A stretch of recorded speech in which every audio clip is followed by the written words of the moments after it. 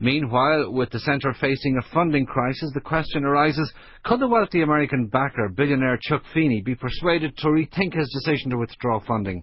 I've been discussing this with the man who's known Feeney for 2 decades now, Irish-American publisher Niall O'Dowd, who began by outlining Chuck Feeney's attachment to the centre. He obviously funds the Centre for Public Integrity in Washington, which is a very similar institution. And about 2 years ago, he began funding a similar organisation in Australia. And it's something that's very dear to his heart because he believes that corruption issues are at the root of an awful lot of problems in society. In fact, he's very specific himself about where he invests in the world with his philanthropy. And corruption is really, in many ways, the thing that drives him away from a project quicker than anything else. So was it the case that he found Frank Connolly rather than the other way around?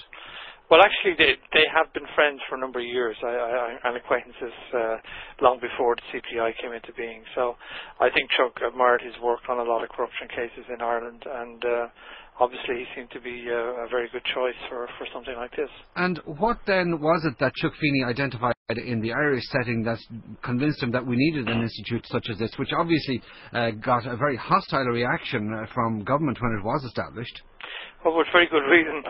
Chuck has remarked that in any given week that there's at least 5 stories in the Irish Times that are worth following up in terms of issues of corruption. In that case then, why did he take fright, as it were, after these briefings from the Taoiseach and Minister for Justice Michael McDowell? I'm not sure that he took fright as much as the situation was just developing to the point where he felt that he had an enormous amount of other commitments around the world, which he does, and anyone who has spent any time with him would understand. And he has this vast fortune, $4 billion, that he's giving away over the next few years. And unfortunately, this issue was taking such a huge profile that it was taking away from a lot of his other pursuits, and I think he felt that very much.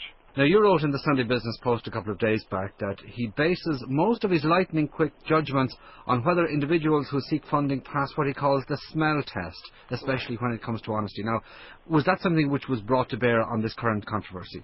I think that it was. I mean, he's a very straightforward guy. I mean, he obviously got on well with Connolly. He trusted him.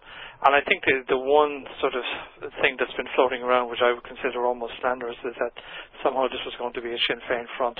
Anyone who knows Chuck Feeney for even 10 minutes would know that is not the case. What he would be doing there is trying to develop a political culture that would be honest and would be above board. And I think, frankly, that's why so many people were afraid of what he was doing and throwing this sort of mud that it was a Sinn Féin front, because it really was not and was never intended to be. Right, but at the same time, we've had Sam Smith in the last couple of hours say that, look, you know, Chuck Feeney was faced with a choice as to who he believed, Michael McDowell or Frank Connolly, and he chose Michael McDowell. Well, I don't think that's true. I think what happened with Chuck Feeney was that the issue is not resolved in his own mind, but he just can't wait around to resolve it. I mean, as I said, he has this incredible sort of empire that he's trying to discharge more philanthropic money than any person alive, with the exception of Bill Gates. He is very busy. He travels between 3 or 4 continents.